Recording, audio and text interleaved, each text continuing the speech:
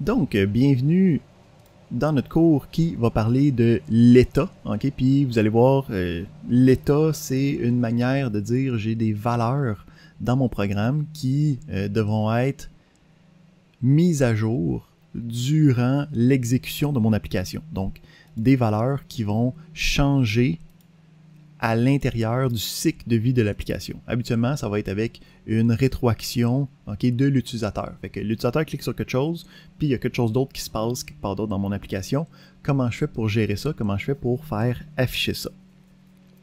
Fait qu'on va aller voir ici, dans notre section numéro 5, le principe d'état dans le cycle de vie de notre application. Juste pour être certain, on va partir aussi notre application de base. On se souvient que quand on a une application en React, donc on a un fichier HTML de base dans lequel on a un div qui a un root. On a un fichier JavaScript qui va sélectionner cet élément root-là, puis qui va aller insérer un component quelconque. Donc dans la structure de base de React, le component de base se veut être l'app. On a vu le principe de module en JavaScript qui nous permettait d'avoir des fichiers séparés pour nos différents components. Donc, on a ici l'importation de notre component app du fichier app. Puis, donc, qu'est-ce qui se passe puis qu'est-ce qu'on veut faire? C'est à l'intérieur de ce fichier-là où j'ai un function component, donc une fonction JavaScript qui retourne du JSX. Puis, une fois qu'on a fait ce function component-là, on peut l'exporter de notre module pour être capable de l'utiliser justement dans le index.js et ainsi de suite. Donc, nous, ce qu'on va faire, c'est vraiment, on va travailler dans celui-là, puis on va avoir notre élément ici. Donc, ce qu'on va faire, c'est, on va avoir un exemple qui nous permet d'avoir l'exemple qu'on avait fait initialement, qui était l'exemple avec l'horloge. Donc, on avait vu cet exemple-là avec l'horloge. Je ne vais pas le réécrire pour tout de suite parce qu'on va le recréer en function component, puis après ça, avec un état qui va être modifié à chaque seconde. Donc, on a ici le principe qu'on avait une petite fonction qui créait quelque chose en JSX, puis cet élément-là était renderé à chaque fois, puis on avait une fonction qui allait reappeler le render à chaque seconde.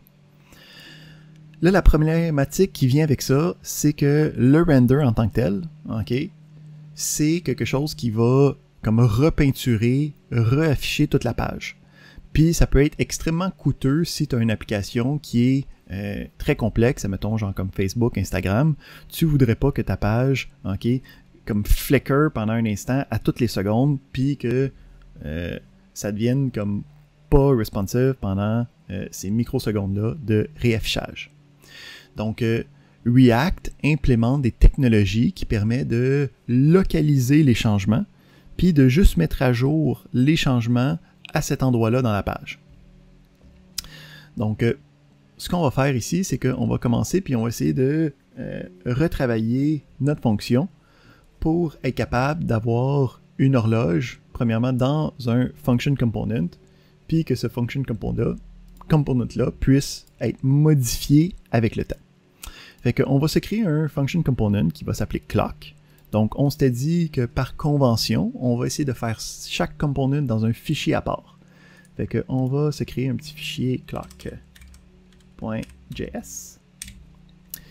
À l'intérieur de celui-ci, bon, on va importer la librairie de React parce qu'on va utiliser du JSX à l'intérieur puis des function components.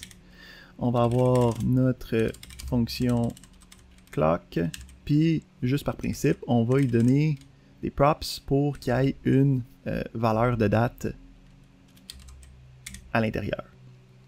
Fait qu'on va retourner ici juste du JSX normal. On peut copier ça. Ici, un point intéressant à mentionner.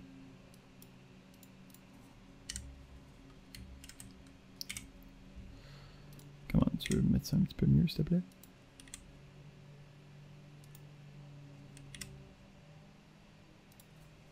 On va reformater ça après, puis ça devrait...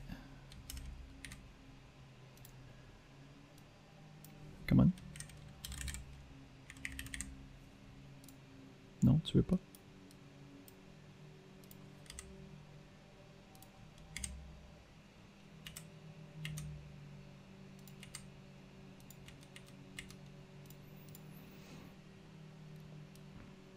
Alright, on va juste enlever ça pour l'instant. Excellent. Donc, on a un premier component. Pour pouvoir utiliser le component, on va le sortir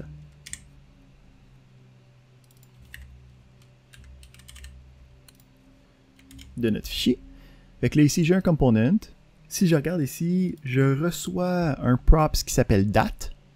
Puis de cet objet-là, je vais faire un toLocalTimeString juste pour que ça affiche la bonne chose. Fait que là, je vais revenir dans mon app. Puis ce que je vais faire, c'est que je vais vouloir, à la place d'avoir ce texte-là, afficher la date voulue. Fait que il faut que j'importe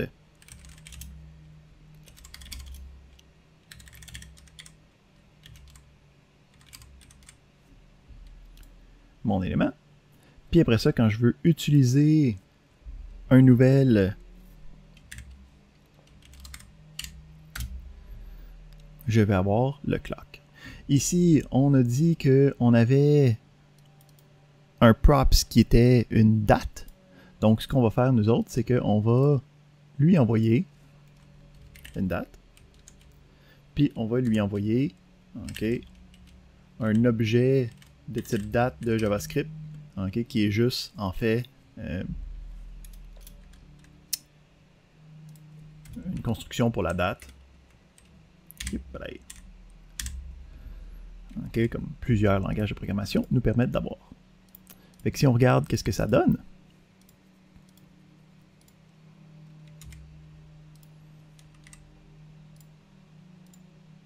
allô? Hugo, Oui.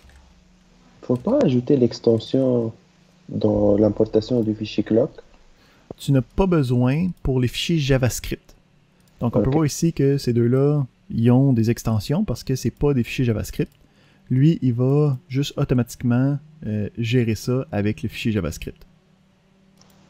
C'est beau, merci. Là ici, je veux sauvegarder ça. Puis, pourquoi est-ce que tu ne te mets pas à jour? T'as-tu cassé?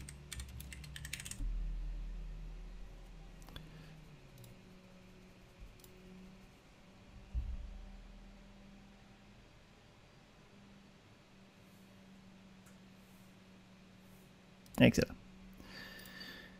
Puis le principe en ce moment, c'est que quand je rafraîchis la page, OK? Attends, là, je vais essayer de me changer quelque chose. Je vais voir si mon hot reload fonctionne ce matin. Oui, OK. Bon. Donc, on a la page qui va recevoir le clock. Le clock dit Hello World, puis reçoit le prop, puis l'affiche en tant que chaîne de caractères. OK? Donc là, la prémisse, c'est qu'en ce moment, le clock, il change juste quand je rafraîchis la page. Là, moi, ce que je veux faire, c'est changer cette structure-là pour être capable d'avoir une date à l'intérieur, puis que cette date-là soit capable de se mettre à jour automatiquement. Fait que pour être capable de travailler avec ça, on va travailler à l'intérieur de lui. Donc, premièrement, on va arrêter d'utiliser le principe de la date elle-même. Donc, le principe d'envoyer une date.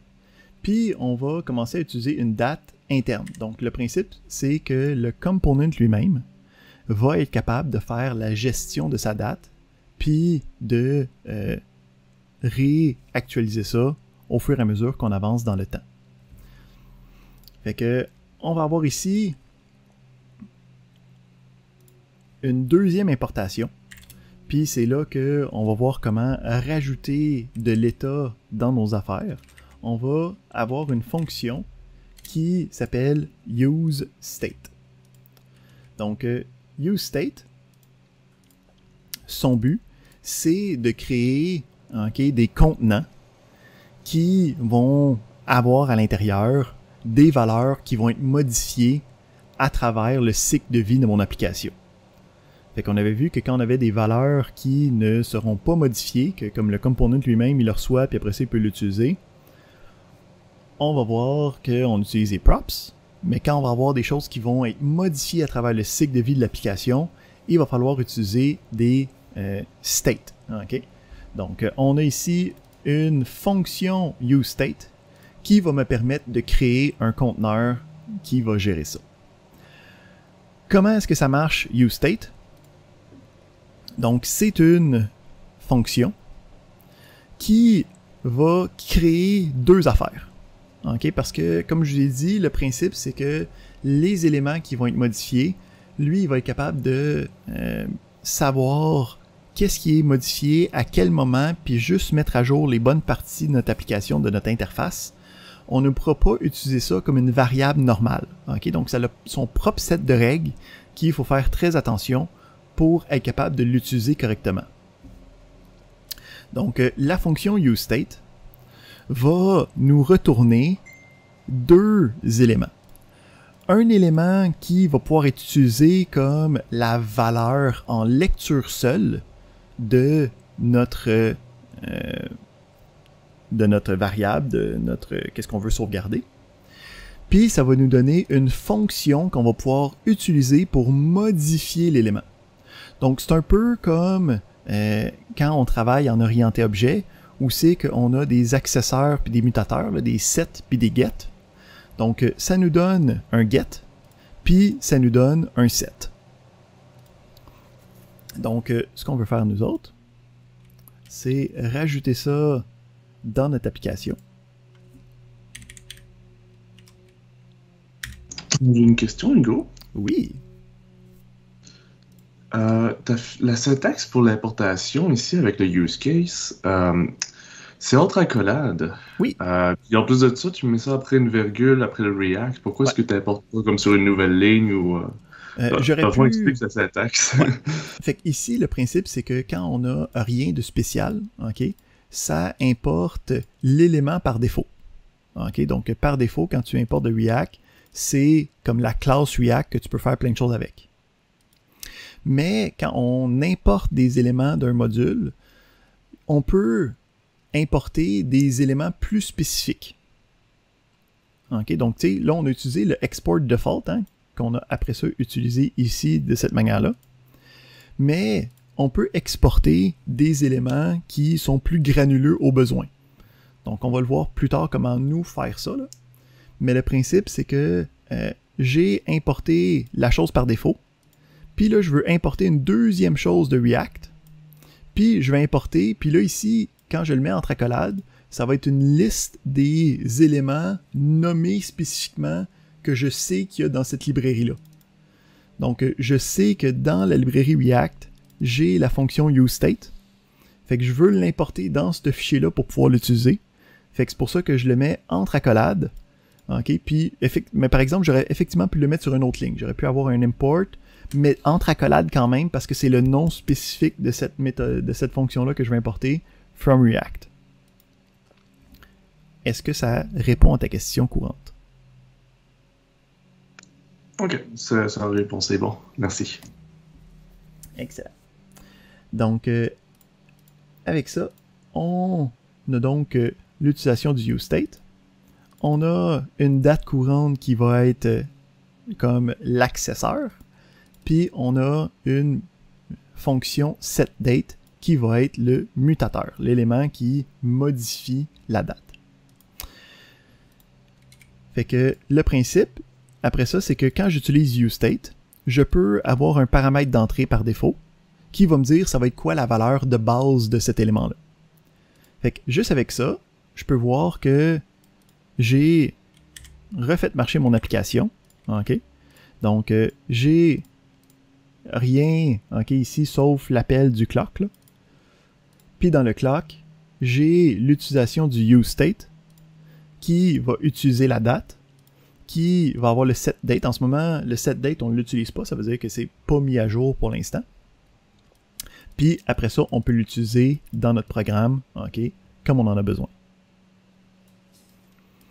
Fait que ça ici, c'est notre première vue de je suis capable de créer un conteneur qui va avoir un state, donc un élément qui va changer à l'intérieur de mon application.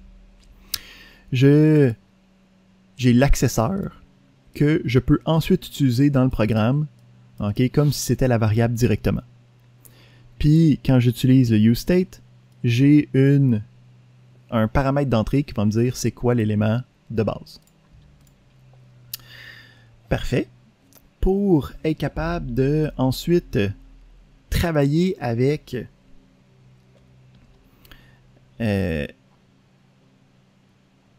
notre changement continuel. Donc, on peut y aller de différentes manières. Fait que on va commencer, puis on va utiliser... Je veux... Ça, c'est correct.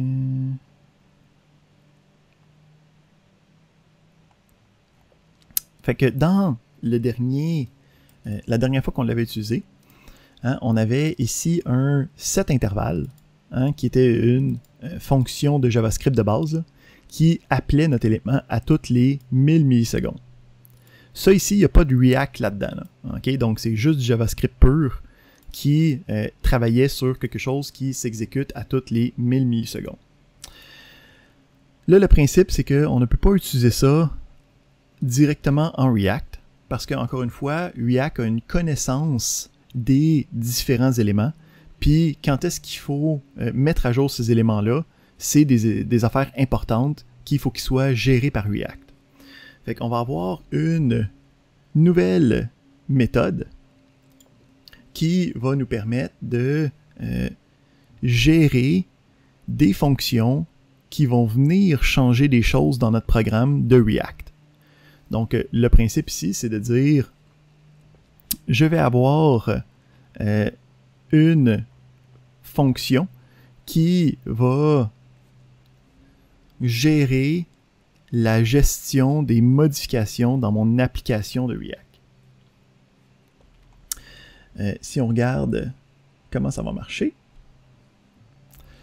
on va avoir ça ici, ici, ici, ici.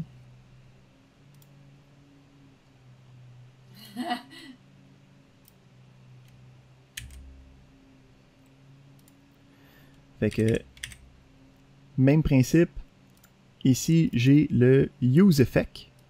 OK?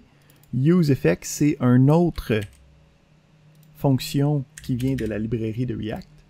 Donc, elle aussi, il faut l'importer dans notre code. Comme ça. Puis,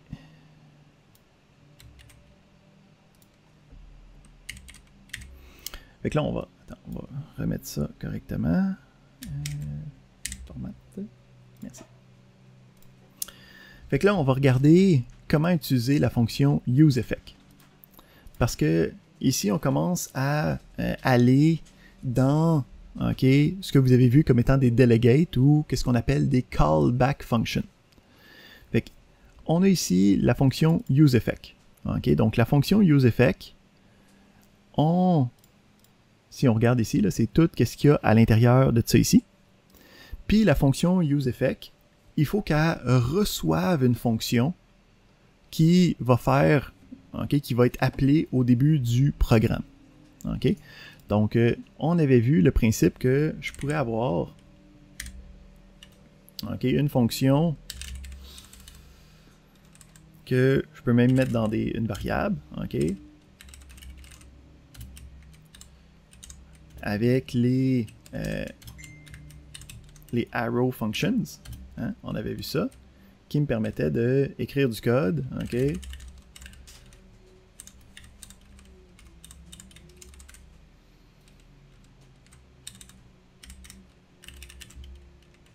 d'avoir quelque chose de même.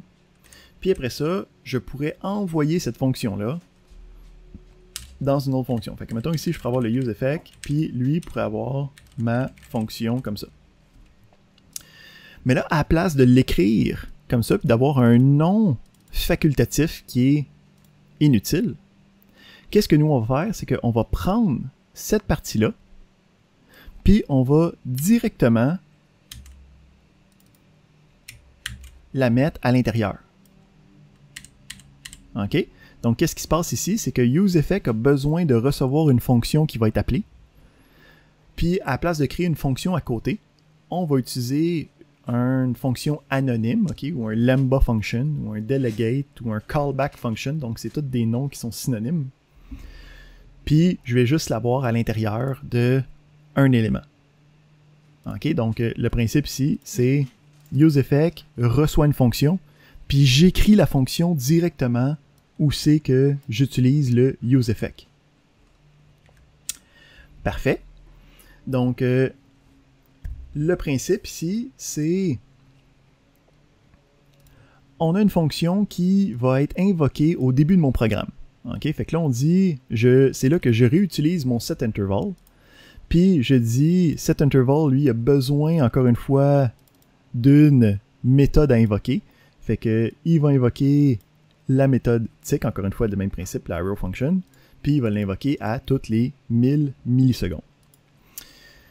Ensuite, la méthode useEffect a besoin d'avoir un retour qui va dire quand j'ai plus besoin de quoi que ce soit, voici ce que tu veux faire pour comme arrêter le programme, voici ce que tu veux faire pour cleaner up.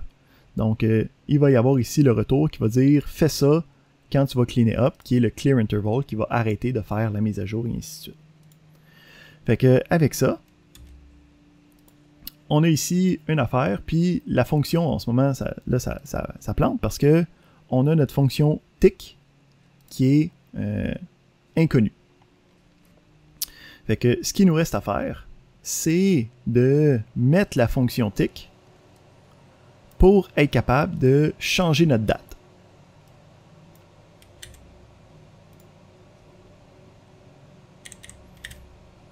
Puis on peut la mettre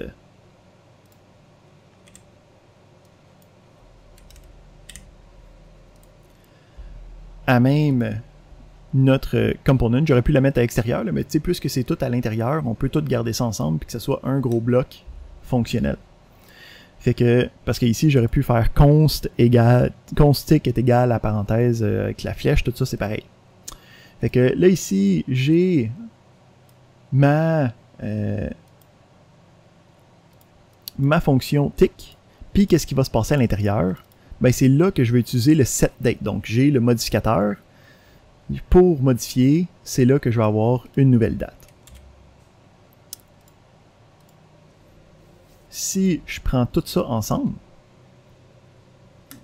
on va avoir, OK, notre horloge qui s'exécute à toutes les secondes.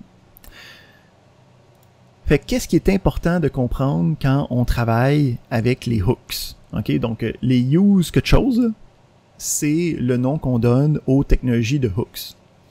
Donc on a utilisé deux hooks ici pour gérer l'état de mon programme.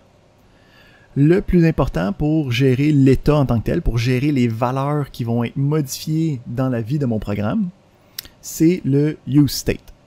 Donc la fonction useState me permet de créer un conteneur que je vais pouvoir utiliser dans mon programme. Je pourrais avoir plusieurs useState un après l'autre, c'est possible. Donc le useState va me créer deux éléments. Un qui va être la valeur que je peux utiliser en lecture seule. Donc, j'ai pas le droit de modifier cette affaire-là. J'ai pas le droit d'écrire date est égale à quelque chose. Ça va tout casser. Puis, j'ai une fonction qui est un mutateur, un modificateur, un set que je peux utiliser pour venir changer le contenu de cet élément-là. Donc, quand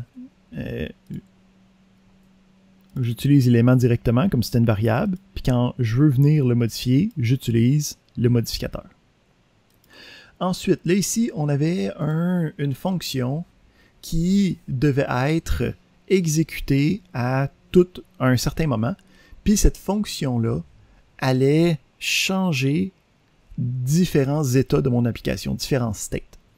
Donc, quand j'ai des fonctions, quand j'ai une fonctionnalité qu'il faut que j'exécute au début de mon programme, puis que cette fonctionnalité-là va avoir des implications dans mon programme de React, j'utilise le hook useEffect. Donc, le hook useEffect, c'est une autre fonction qui, elle, reçoit une fonction qui va avoir le code que je veux invoquer au début de mon application. OK? Donc, en passant, on aurait pu avoir ici directement le setDate à l'intérieur. Ici, j'ai juste écartillé pour que ça ait la même forme qu'on avait initialement. Mais j'aurais pu très bien dire ça va être ça directement. Puis, à l'intérieur, ça marche quand même. OK? On a aussi le principe d'avoir le return qui va être la chose à faire quand cet élément-là pourrait disparaître, mais cette affaire-là est facultatif. OK? Puis, si je l'enlève, ça marche pareil aussi. OK? Donc, le useEffect, c'est juste, voici une fonction qu'il faut qu'il soit activé au début de l'utilisation de ces components-là. Puis, ça va avoir un effet sur l'état ou les props de mon application React. On va aller voir un exemple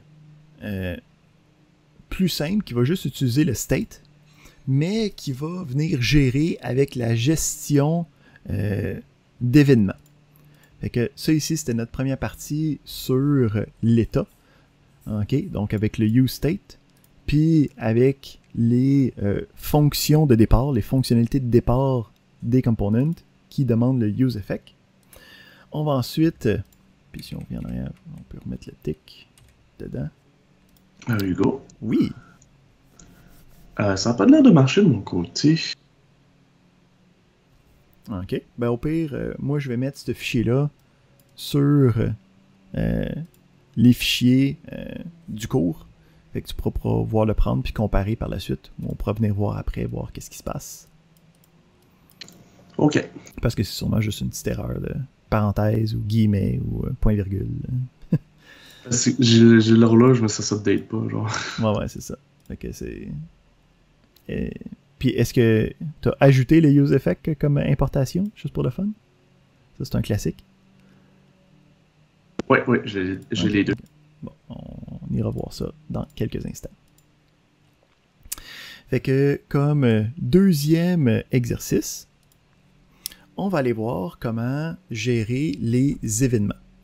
Donc, habituellement, quand on a un bouton ou quand on a un formulaire, ben, les formulaires, on va voir ça plus spécifiquement plus tard, là, mais quand on a un bouton, habituellement, on a l'attribut onClick qui est disponible, puis avec lequel on peut activer une fonction JavaScript. Fait que quand on va travailler avec des boutons en JSX dans des applications React, le principe va rester le même. Donc, on va avoir le onClick pour activer une certaine fonction, mais la fonction puis la syntaxe est différente de ce qu'on est habitué. Donc, quand on va travailler, on va ici avoir un petit exemple. Fait qu'on va se créer un autre.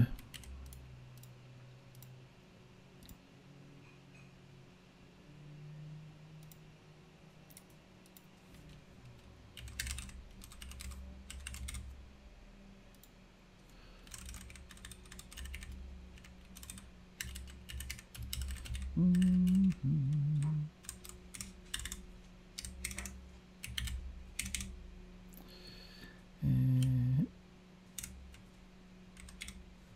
ça. On va mettre ça un petit peu mieux.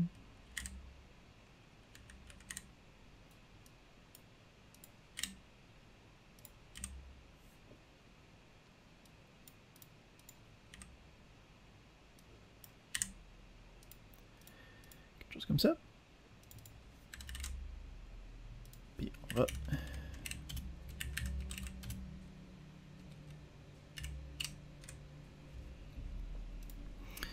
Donc, on va regarder ici le principe fondamental. On va se le rajouter dans notre application.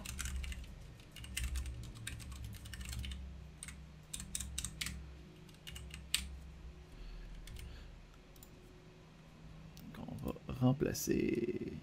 On va s'en donner un autre, mettons. On va le mettre en dessous.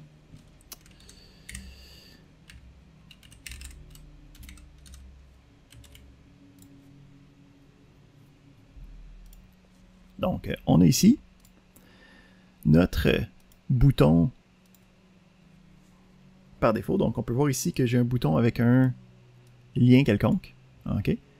Fait que la première chose qu'il faut voir quand on travaille avec des on-click en JSX, que ce soit un bouton, que ce soit un href, le on-click, à la place d'avoir des double guillemets avec des parenthèses, OK, on va avoir ici, on va envoyer la fonction évaluer, mais sans l'appel direct. Donc, on envoie juste comme le nom de la fonction.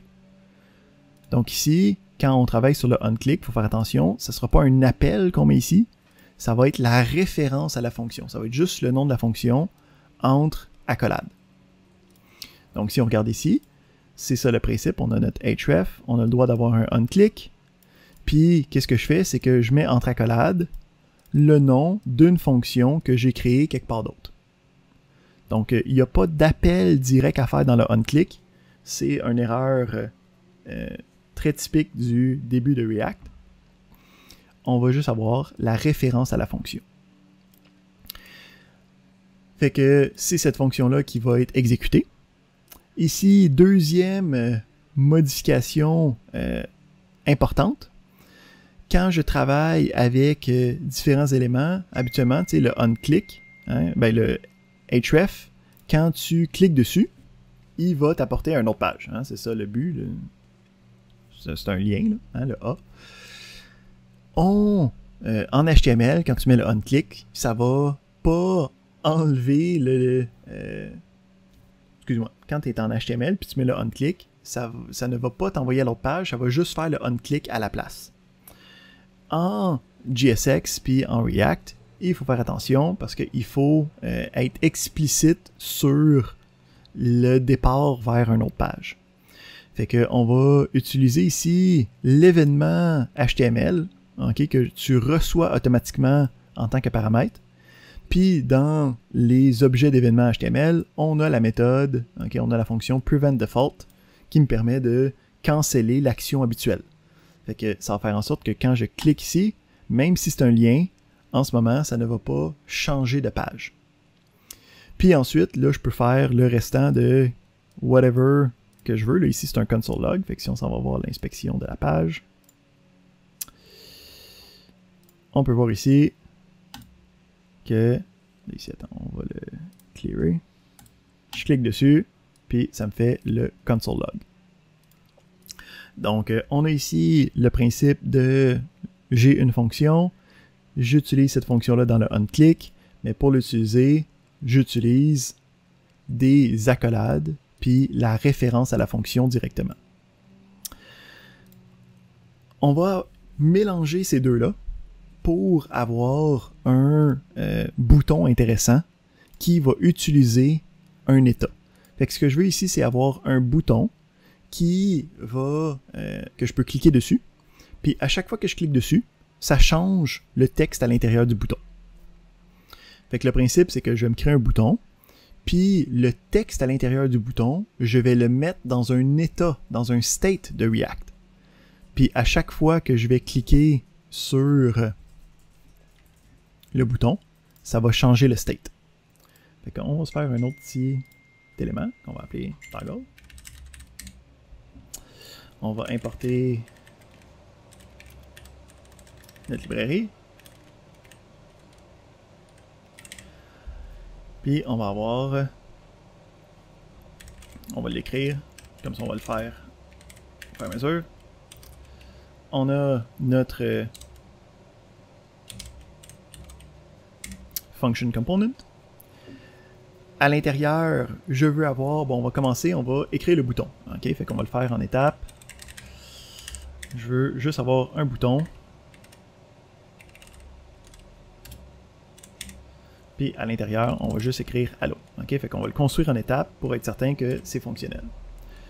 Comme ça. Fait que on va après ça exporter ce bouton-là. Donc, j'ai mon bouton. En ce moment, c'est un bouton. C'est marqué Allo dedans. Je veux juste voir que c'est fonctionnel. Fait que ici, on va le mettre au-dessus de l'horloge, mettons.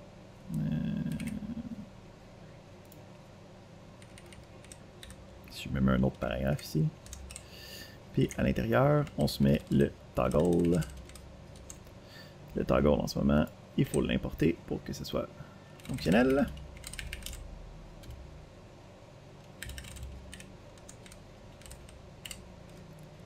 Excellent. Puis si on regarde notre application, on peut voir que on a notre bouton Allo qui est ici. Yeah! Un bouton Allo. Fait que là ici, je veux être capable d'avoir à l'intérieur le principe que je vais avoir quelque chose qui est à on ou à off. Fait que je veux avoir un state, donc qui va pouvoir être modifié, puis qui va me dire est-ce que le toggle il est à on ou à off. Fait que la première chose que je vais me faire, c'est je vais me créer mon petit toggle.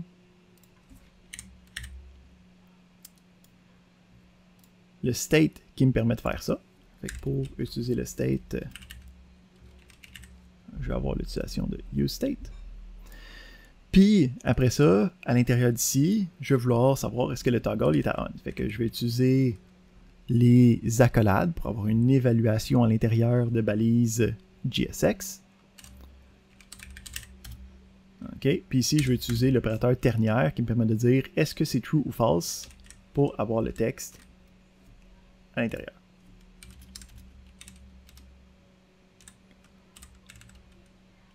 OK. Donc, en ce moment, oups. J'utilise le bon. Fait que là, en ce moment, j'ai mon conteneur de useState. OK. Je dis commence-les à true. Fait que cet élément-là devrait être à true en ce moment. Fait que quand je devrais aller voir dans ma page, je devrais voir que le bouton à l'intérieur, ça devrait être marqué on. OK. Fait que j'ai ici le bouton on. Mais en ce moment, il ne se passe rien quand je clique dedans. Fait que la prochaine étape que je veux avoir, c'est être capable de lier l'événement du bouton à une fonction qui va changer l'état de mon bouton. Fait que ce que je peux faire, c'est me faire ici dans le bouton, on va se créer la fonction en premier. Donc, habituellement, quand on a des fonctions qui gèrent un événement ou qui gèrent un élément, on utilise ce qu'on appelle des handlers. Hein, donc, le nom de la fonction, on va l'appeler handle. Clic. Puis, ce qu'on veut faire quand je clique, ben, je veux changer l'état du bouton. Fait que je veux utiliser la fonction mutateur, la fonction qui va modifier le set de mon state. Puis, ce que je veux que ça soit, c'est l'ancienne version de ce state-là. Donc, si c'était on, ça devient off. Si c'était off, ça devient on. Parfait. Donc, en ce moment, j'ai encore rien qui change parce que quand on a travaillé avec ça, ben, en ce moment, on n'a pas encore lié le handle click à notre bouton. Fait que, il reste à modifier le onClick. Quand je veux modifier le onClick d'un bouton en JSX, j'envoie l'évaluation de la référence de la fonction que je veux utiliser.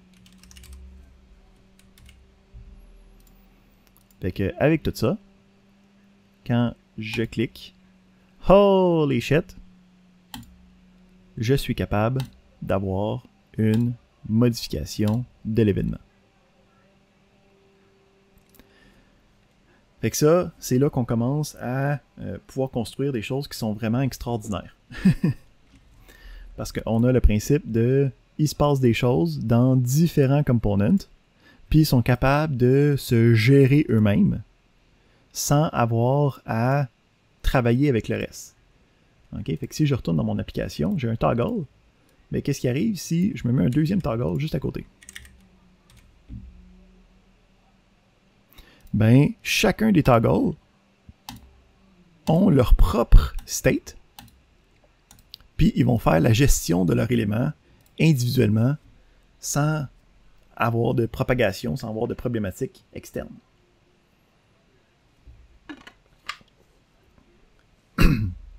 N'est-ce pas merveilleux? Oui, c'est merveilleux.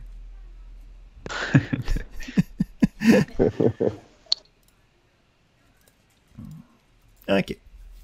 Fait que ça, en gros, c'est les deux blocs de matière que on veut regarder aujourd'hui, OK, fondamentalement. Donc, on a le principe des états, OK, donc le use state qui me permet, on va aller voir l'exemple de fin. Enfin, on peut aller voir les notes. Hein? Le use state, ben en fait, directement dans notre toggle ici. Le use state qui me permet de travailler sur une valeur qui va être modifiée à l'intérieur de mon application. Donc, j'ai la fonction useState qui reçoit une première valeur initiale qui va retourner l'accesseur, donc comme la valeur en lecture seule, pas le droit de la modifier, puis le mutateur qui va me dire « Ok, ben, c'est ça que tu peux utiliser pour la modifier à partir de maintenant. » On a aussi vu le useEffect qui me permet d'invoquer une fonction qui va être exécutée au début de l'utilisation de ce component-là. Donc, habituellement, ça va être des fonctions qui vont setuper notre application si on a besoin d'aller chercher une première comme lecture dans une base de données pour setuper notre utilisateur, setuper les histoires, setuper les connexions. Ça va se passer dans le useEffect. On avait vu aussi le principe de gestion d'événements. Donc, on a vu le principe que quand on utilise un onClick sur une... quand on utilise le onClick sur un élément en JSX, c'est pas exactement le même principe qu'en HTML. Fait que ce qu'on assigne, c'est l'évaluation de la référence à la fonction. Fait qu'en gros, des accolades avec juste le nom de la fonction, pas de parenthèse. Après ça, il faut que j'aille faire cette fonction-là quelque part d'autre, puis que je peux utiliser habituellement les mutateurs comme on en a besoin. Alright. Fait que ça, c'est qu'est-ce qu'on a à voir de fondamental aujourd'hui. On va aller voir une affaire additionnelle qui va nous aider pour le devoir d'aujourd'hui. Donc, là, préparez-vous, là, je vais avoir besoin d'une réponse, je vais vous poser une question, puis je m'attends à ce que vous soyez capable de répondre. Si je vous parle de Bootstrap, est-ce que ça vous dit quelque chose?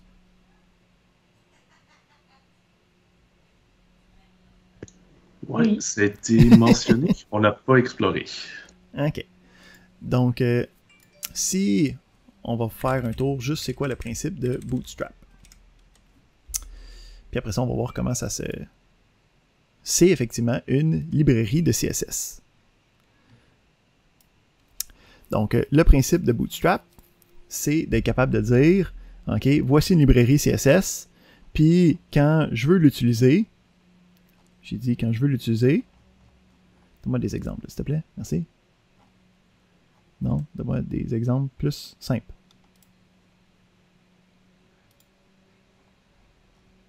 Quick Start, non, je veux juste la liste.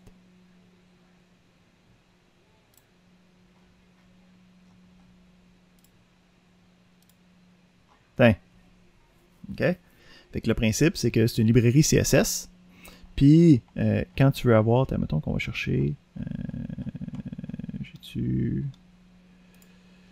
veux avoir, mettons, des boutons. OK? Fait qu'à la place d'avoir le bouton lettre, là, comme on avait dans notre application, hein, on peut avoir des boutons fancy, OK? Où tu changes le type puis la classe. Puis la classe est reconnue comme étant quelque chose de spécial, puis ça va changer l'élément derrière. Fait que tu loads du CSS, puis ça te permet de faire ça. Là, moi, ce que je veux qu'on utilise, c'est en fait une implémentation de la librairie Bootstrap, donc une manière d'embellir notre contenu, mais qui va être avec des components de React. OK, fait qu'on va voir comment utiliser une librairie de React dans notre projet. Fait que nous, ce qu'on veut, c'est utiliser quelque chose qui s'appelle React Bootstrap. OK?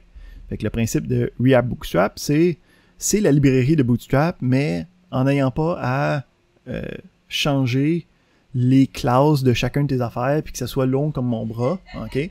Ça va créer des components que je peux utiliser à la place des components de base pour pouvoir travailler dans ma librairie. Fait que comment est-ce que ça marche? Il faut installer cette librairie-là. Ok? Fait que ici, j'ai mon projet vide, là. Il va falloir que je installe la librairie de Bootstrap et la librairie de React Bootstrap. OK. Fait qu'on va faire ça. Bootstrap puis React Bootstrap. Sure. Ben, fuck you, je vais utiliser une PM.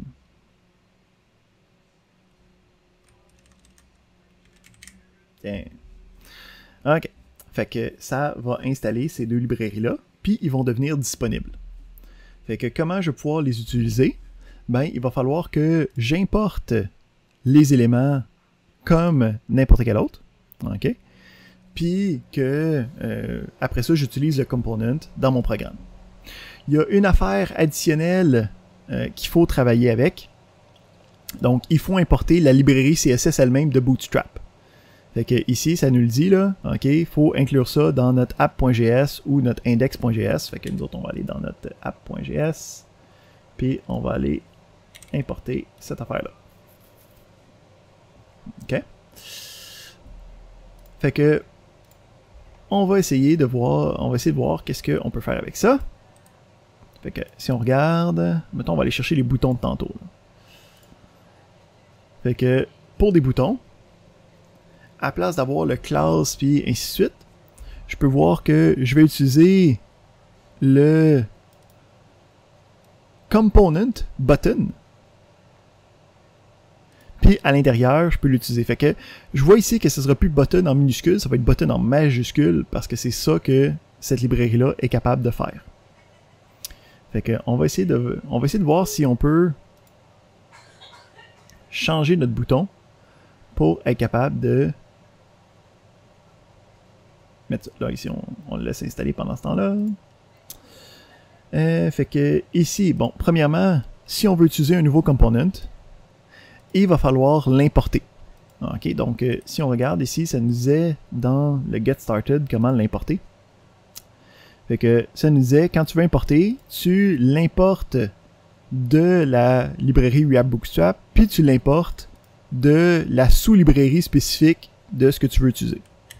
Fait que nous autres, on va utiliser la librairie React Bootstrap, puis on va aller chercher le component button. Parfait.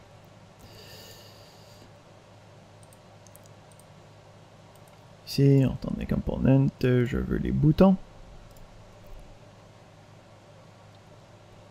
Puis je peux voir ici, j'ai juste à mettre bouton en majuscule.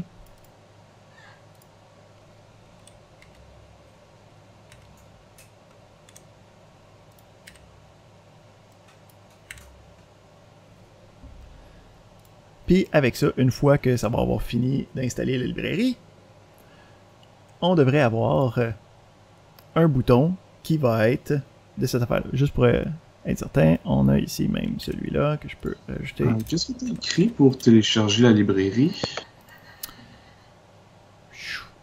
Ici, si on s'en va dans le Get Started, pour installer des éléments, on utilise le npm install. Hein, donc quand vous aviez cloné, vous avez utilisé le npm install pour installer comme les librairies déjà dans le projet.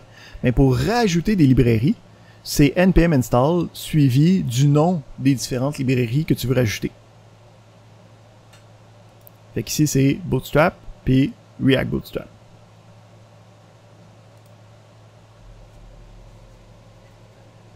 Excellent. Donc ça l'a fini de télécharger et d'installer ça. Fait que je peux faire npm start.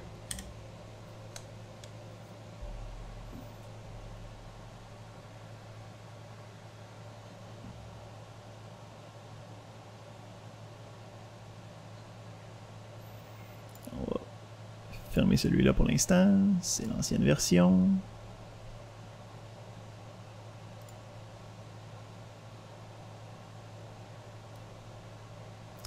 Et hop, ça a ouvert dans une autre page. Puis on a ici maintenant 2 boutons, mais qui sont plus le fun. OK, que les boutons normaux. Donc, on a la librairie de Bootstrap qu'on peut utiliser. Puis à partir de là, on peut commencer à tout utiliser. Ça, c'est pas cela. Tout utiliser les éléments qu'il peut avoir à l'intérieur de cette librairie-là. Fait que les boutons, les badges, les alertes, tout ce qu'on pourrait vouloir utiliser. OK. Excellent. Fait que avec tout ça, on peut aller commencer à travailler sur l'exercice d'aujourd'hui.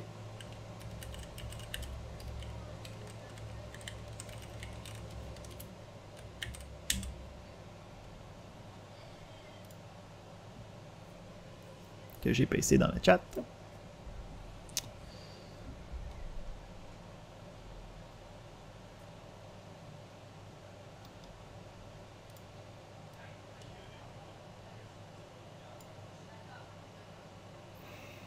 Donc, le but, c'est de travailler sur les événements puis les états de React.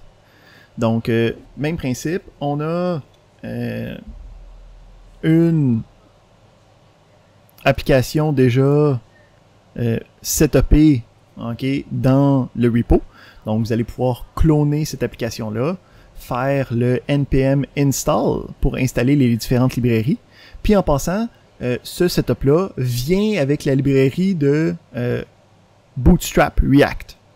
Donc, vous allez voir dans l'application de base qui vous est fournie, on a un gentil bouton, okay, qui est déjà là avec les éléments de Bootstrap React. Donc, ça, c'est déjà prêt. Vous allez pouvoir l'utiliser pour ce projet-là. Fait qu'est-ce qu'on veut faire comme projet? On veut avoir un clicker. OK? Donc, on veut avoir ici un component qui s'appelle clicker. Donc, c'est important que ça ait ce nom-là. Parce que sinon, les tests ne fonctionneront pas. Donc, important que ça ait le nom clicker. Puis, le principe, c'est... Donne-moi le GIF, s'il te plaît. Donne-moi le GIF, mais plus petit, s'il te plaît. Non? Ici? Tiens. Fait que le principe, c'est qu'on a un component qui est tout ça ici. Puis à l'intérieur, on a l'affichage de la valeur. On a un bouton qui me permet de faire incrémenter le compteur. Donc le clicker. Puis on a un deuxième bouton à côté qui me permet de resetter le compteur. OK, donc principe fondamental. On va avoir un state qui va sûrement avoir le count courant. On a 2 boutons. Un bouton qui va incrémenter, un bouton qui va resetter cet état-là. Puis moi, je veux avoir, okay, l'application qui va me permettre de tout voir ça en temps réel. Je sais pas si je clique sur le readme, si il est plus... Non. Excellent. On a ici une version extra, donc qui va vous demander d'aller chercher un petit peu plus loin, okay, qui va commencer à vous, qui va vous demander d'aller travailler avec la documentation, commencer à avoir des problèmes ésotériques, et ainsi de suite. Donc, si vous réussissez à faire ça rapidement, vous avez une deuxième version possible qui vous demande d'utiliser, okay, le grid de React Bootstrap, qui va nous permettre de changer qu'est-ce qui se passe quand on change la taille de la page. Ok, donc attends, je vais ici faire View Image. Ouais, je suis...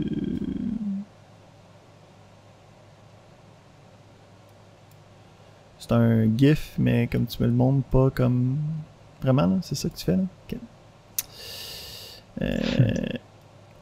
Qu'est-ce qui arrive si je mets le GIF straight ici? Ouais, excellent. Donc, le principe du grid, c'est d'être capable de reformater, okay, par rapport à la taille de la page. Donc, je veux que ça, c'est la même fonctionnalité, mais je veux que quand on bouge la page, ça se formate par rapport à qu'est-ce qui est disponible à l'intérieur. Donc, si vous réussissez à faire le clicker dans quelques instants, vous avez la version extra qui est disponible pour votre plaisir personnel. Donc, comme d'habitude, je demande que cet exercice-là soit complété avant la prochaine période. Nous autres, c'est quoi cette prochaine période-là? C'est genre mardi prochain? C'est ça? Non, même pas. Mercredi? Mercredi. Donc, à cause du congé, ouais. Ouais, c'est ça, à cause du congé de lundi. Mercredi matin. Puis, la première heure, encore une fois, est utilisée pour le monde qui veut venir débugger puis avoir les points. Au pire, qu'on le fasse ensemble si vous n'avez pas été capable. Excellent. Donc, ça met fin à la partie magistrale.